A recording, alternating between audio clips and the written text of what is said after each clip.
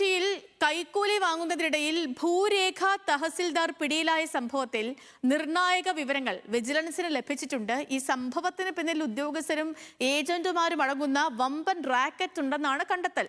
മുൻപും റാക്കറ്റ് പലരിൽ നിന്നും പണം തട്ടിയതായാണ് വിവരം. കൂടുതൽ ഉദ്യോഗസ്ഥരിലേക്കും അന്വേഷണം നടത്താനാണ് വിജിലൻസിന്റെ നീക്കം. സഹിൻ ആന്റണി വിവരങ്ങളുമായി ചേർന്നു. സഹിൻ, എന്താണ് അന്വേഷണ സംഘത്തിന്റെ നീക്കങ്ങൾ? ഇതിന് പിന്നിൽ ഉൾപ്പെട്ടത് വമ്പൻ റാക്കറ്റ് ആണെന്ന് അറിയുന്നു. അപ്പം അങ്ങനെയാണെങ്കിൽ മറ്റ് കണ്ണികളിലേക്കുള്ള അല്ലെങ്കിൽ അവരിലേക്ക് ലീഡ് ചെയ്യുന്ന തരത്തിലുള്ള സൂചനകൾ അന്വേഷണ സംഘത്തിന് ലഭിച്ചിട്ടുണ്ടോ?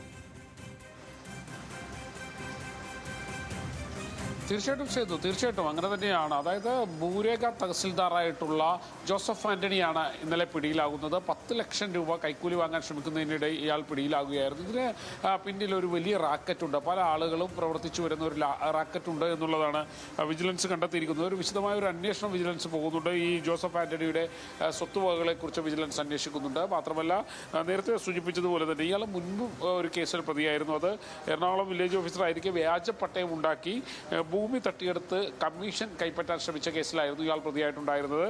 ഇയാൾ തന്നെയാണ് ഭൂരേഖ തഹസിൽദാർ എന്നുള്ളൊരു വകുപ്പിലേക്ക് എത്തിയത്. അത് നിരവധി അഴിമതികൾ കാണിക്കാൻ പറ്റിയ ഒരു വകുപ്പ് കൂടിയായിരുന്നു. അതുകൊണ്ട് തന്നെയാണ് ഇയാളൊരു റാക്കറ്റ് ഉണ്ടാക്കി, ഒരു സിൻഡിക്കേറ്റ് ഉണ്ടാക്കി അവിടെ പ്രവർത്തിച്ചു വരികയായിരുന്നു എന്നുള്ളതാണ് വിജിലൻസിന് ലഭിച്ച വിവരം.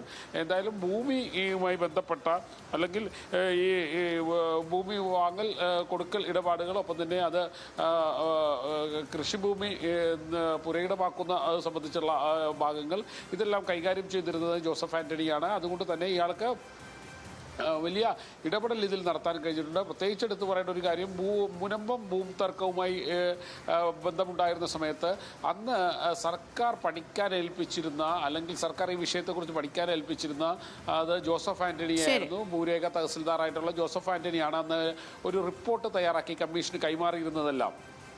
ഓക്കെ സഹിൻ, ശരി.